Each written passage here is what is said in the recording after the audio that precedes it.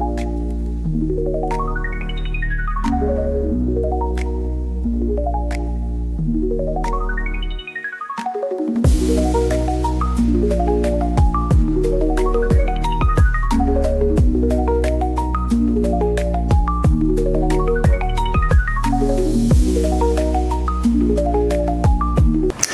are you from wherever you are, and welcome to the program. This is the People's Bench, where we bring it the way it is without mincing words. We are coming to you from Muthu Silver Springs Hotels here in Nairobi, a very wonderful place where you can just come and relax and enjoy wonderful 5-star hotel services. And for more, you can scan the QR code on your screen down there. I'm your host, Fred Ogweno, as usual, and tonight we are talking matters politics of Kasipul constituency with one of the youngest aspirants. Remember, this is the People's Bench, where we give equal opportunities to all candidates regardless of their age, regardless of where they come from. We give them the platform to speak about that which they have for the people. I'm having Mr. Edie Joseph, a young aspirant of Kasipul Kabondo constituency for the by-election that is coming up. How are you?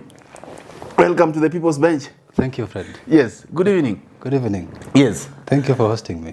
Welcome, welcome, welcome. Nice place. Yes, maybe you can introduce yourself further to our viewers, tell them who you are, what you do.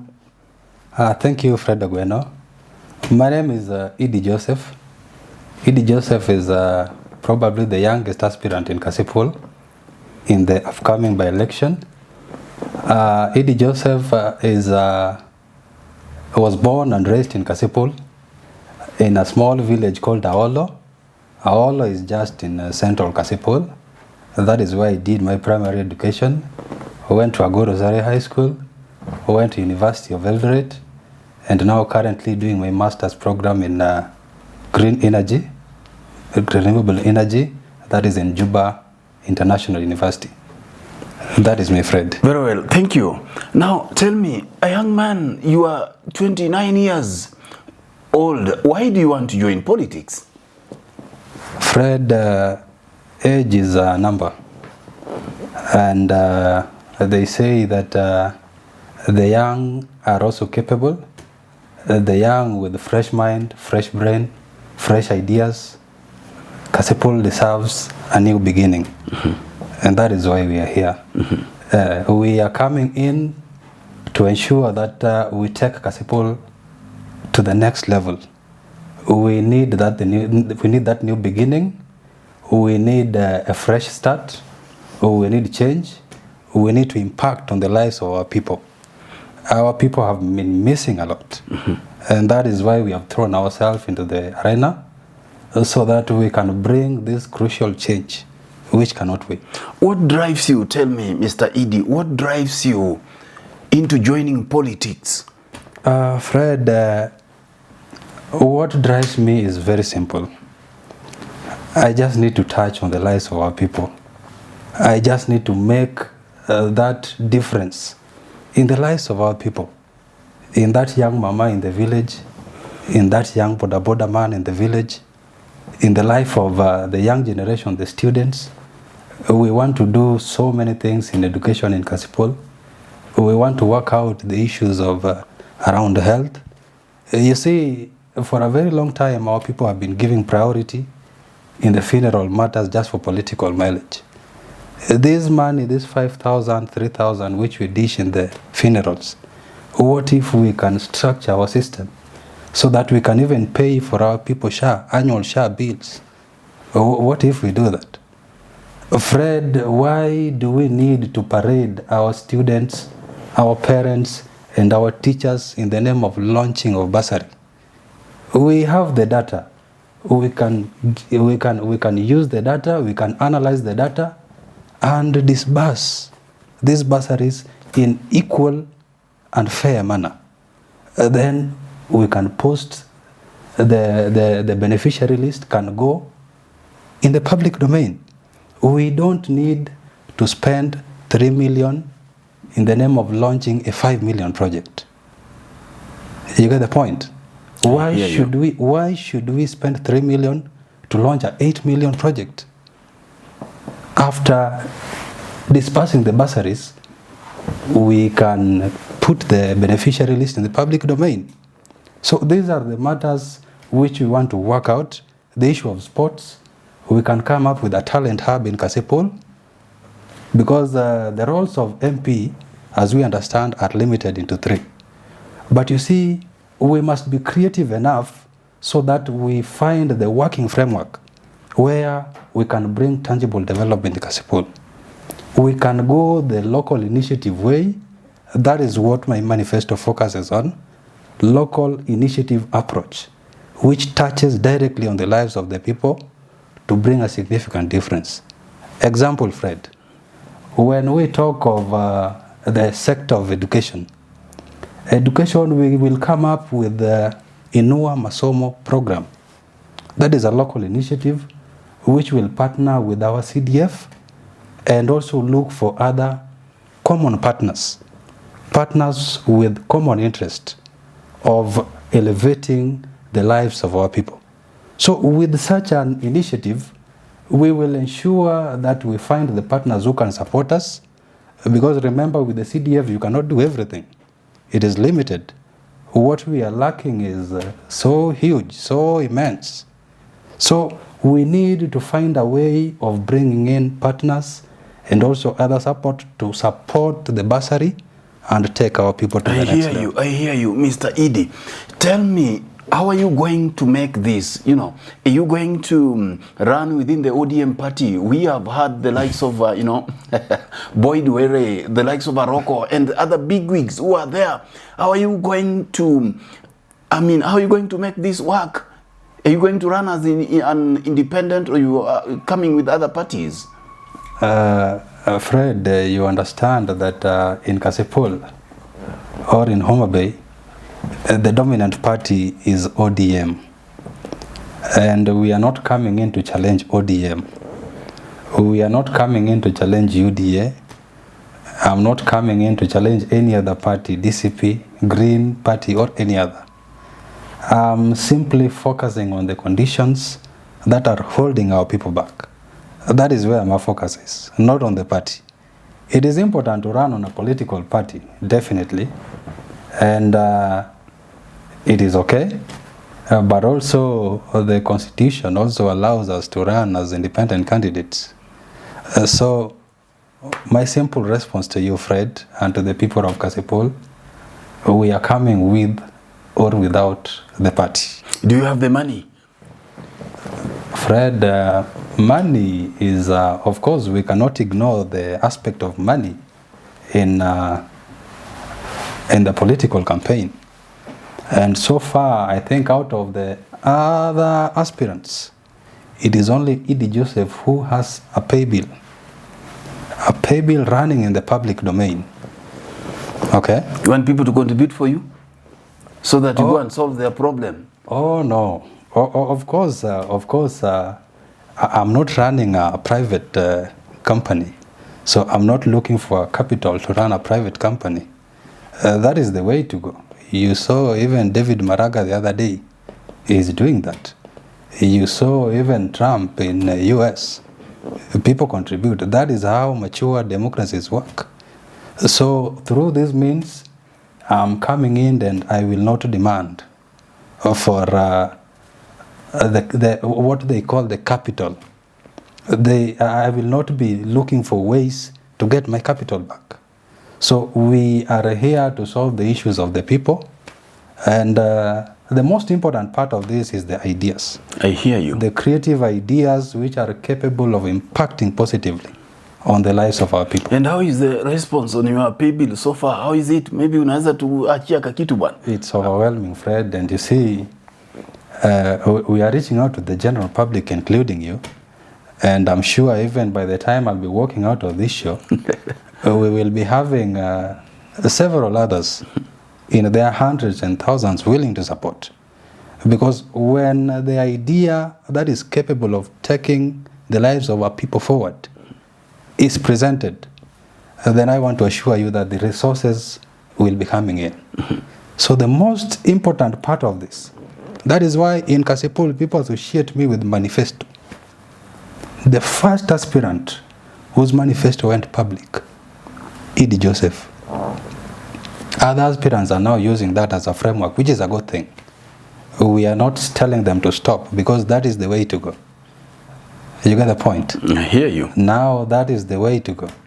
People are willing to support. By the end of this, even you will be asking me for the pay bill number. If you convince me that you are going to win, that I'm not just going to throw my votes. Why not? We are here to win. Like I told you, our focus is on the conditions that are holding our people back. You understand? We are going to ensure that we use the limited resources in the right way. Now, I hear you. Tell me, what are you going to do about the hopelessness, frustration, and unemployment of young people in Kasipul? That is a national, concern, and also the issue of insecurity.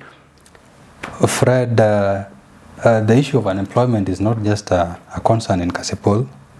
It is a national concern. It is a global concern among the young population, or the countries with the large population majorly comprised of the young people. And so in Kasipul, one way of solving unemployment is that you have to ensure that our people have the required skills, set of skills. You understand? So with the necessary set of skills, our people will be ready for employment. How do we do that? By ensuring that we sponsor students to technical vocations, okay? By ensuring that we support our students to the universities. And one thing that has never been done in Kasipul, these people support us up to the university level for the degree, and then there is nothing beyond the degree level. So what we are doing, we are ensuring that we are going to support our people. We need more doctors in Kasipul. We need more professors. So we will have a special kitty to support the masters, the PhD going forward. That is something that has not been done before. We are also going to ensure that we bring on board both the business community, both the experienced, okay, in terms of those who are running businesses. We are also going to bring in the doctors and the teachers and the lawyers. We bring them together in Kasipul so that we chart a way for our people. Tell me about the culture of violence. The late Ongondowere was associated with the issues to do with violence. How are you going to fix this? And do you believe that he was a bad man? Fred, it is unfortunate. I must acknowledge the circumstances which have led to the situation where we find ourselves in. And insecurity is a concern. It's a major concern in Kasipul. Not really a major concern per se, but it's a real concern. I think part of it has been magnified by the media, but it happens nationwide. Now, I must also say that part of the violence that we have been witnessing in Kasipul is as a result of what we call, I can say, they have their foundation in bad governance. One, as a leader, you must accept that the citizens have the fundamental rights to air out their opinion. Their opinion they don't have to share an opinion with me. Their opinion doesn't have to reflect my opinion. And that is their fundamental right. So when somebody dissents and say that what you are doing, we don't like it, or we don't prefer what you are doing, then does it give me an opportunity to go and chop off their ears? Does it give me an opportunity to send the youths to go and clobber them in the funerals? So, number one, we must respect the fundamental rights of the citizens. If we do that, the citizens will have no issue with us. But we seem not to be doing so. It's like we believe that violence is the way to getting elected. That is why we are here to change how things have been done. I must accept that is how things have been done. But we are here to challenge the status quo. We are here to do the things the right way. So we are here to make a difference. You're going to challenge them?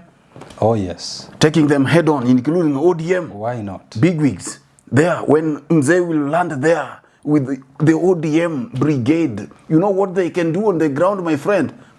Fred, power belongs to the people. It is the people of Kasipul who are going to chart their destiny. And we need to respect that. Anybody who is going to stand on the way where the people have decided that this is the right way to go, because it is we, the people of Kasipul, who understand where our real concerns are. The others might look at it from afar, but it is us who are at the center of it. So we, as the young sons of Kasipul, we understand where the challenges are, and I've already shared a few of them, and we are here with solution, real-time solutions. Are the people listening to you? The response is overwhelming. It's overwhelming. You don't see it. Fred, you spend your time in Nairobi. When last did you go to Kasipul? No, I was there just a week ago, my friend. I was on the ground. When last were you in Kasipul? The turnout is overwhelming. People need real change. How are you dealing with this? Tell me, my brother, with the culture of handouts, that for you to just move in Oyugi's town alone, you need close to 500,000 just to give to boda guys and fueling their motorbikes, going to funeral. Unamaliza, people are telling you, gonyo bwana. Iyerika kigonyo jibwana.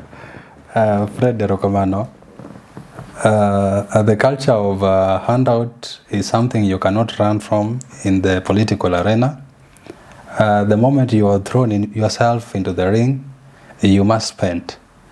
Because when you are going to share even these ideas, you must use a car, you must fuel, you see. You have people who are running 1 and 2, the media team, who are maybe streamlining you live so that we can reach others who are not on ground. These are things which require finances, and that is why, because we have the ideas which are very critical in taking Kasipul forward. The ideas are there, and the finances are coming in. The finances are coming in, the turnout is overwhelming. People are willing to support us. People are coming through for us. So the issue of finances, we cannot run away from that.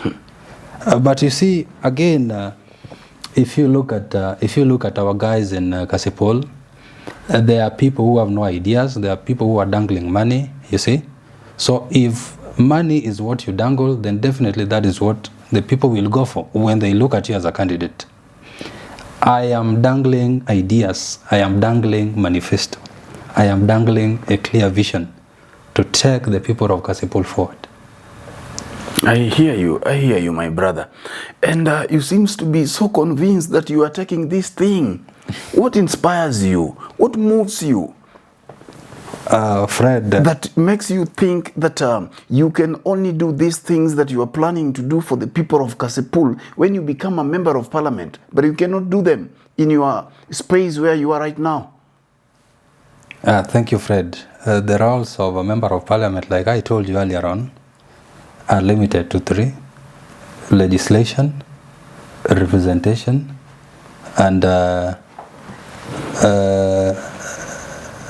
oversight. Oversight. That word was representation, oversight, and legislation.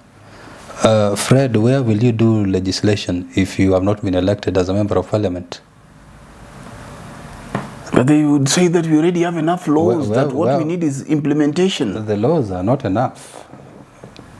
We are talking about the issues of the issues of unemployment. We are talking about the issues of factors affecting our students in terms of the university students. Okay, we are looking forward to even a possible future where the help will not just be a disbursement of loan, but a grant. These are some of the fundamental issues which we must address. Okay, now we are quite focused, we are quite determined, and we cannot bring change while outside. That is the system that has been used for a very long time. As the young people, we must come in on the table and we must participate in charting our way forward. Not just for the constituency, but for our country. I hear you. Yes. The Gen Z are crying out. You know, you are one of them. And you saw them come out on the streets in their big numbers, you know, trying to push for accountability, corruption. But we are seeing some of the things that made them come out of the streets are still happening. What do you think is the solution, and what should we do as a country, even as we are winding up? Thank you, Fred. The issue of Gen Z is a real concern. What we as the young generation, the things we are raising are legitimate issues. When we are requesting for accountability, then you understand that we are requesting for the right thing. When we are pushing for good governance, then these are things which require no discussion. Because fundamental respect to human rights, these are things which we cannot sit down to discuss. Okay? We don't need to sit down and discuss how we can shun corruption. Okay? The Constitution of Kenya is very clear. What we need is a leader who will help us in implementing the Constitution and asserting the rule of law in the system of our nation. Thank you. Yes. You are parting short to the people of Kasipul looking at this camera in 30 seconds. What do you have to tell them? To the people of Kasipul, I hear your cries. I understand your challenges. I was born and raised in your midst. You are the same people who came and even contributed in my Harambes for school fees. And now that we have gone to school, here we are no longer young. We are coming with a real solution to the issues that are affecting our people. So to the people of Kasipul, here is a new dawn. This is where the change that you've long been yearning for is. In the upcoming by-election, I request for your votes. We can do this together. We can do this as a people. Thank you. Thank you very much, and thank you so much for watching. It has been the People's Bench. It is the bench by the people, for the people, from the people, and with the people. That is why at the People's Bench we give equal opportunities to all Kenyans from all walks. We give opportunity to David as well as Goliath. We give opportunity to the poor as well as the rich, and so do we give opportunity even to the disabled. We do not think about what you are, but we give it because of what you can do to the society. Thank you so much for watching. It has been the People's Bench with me, Fred Ogweno, coming to you from Muthu Silver Springs Hotel, and it was a privilege having Mr. Edie Joseph, a young man, only 29 years, going for Kasipul Kabondo constituency. And we wish you all the best, my brother. Thank you so much for coming to the bench. Thank you, Fred. We wish you all the best. Thank you. Thank you so much.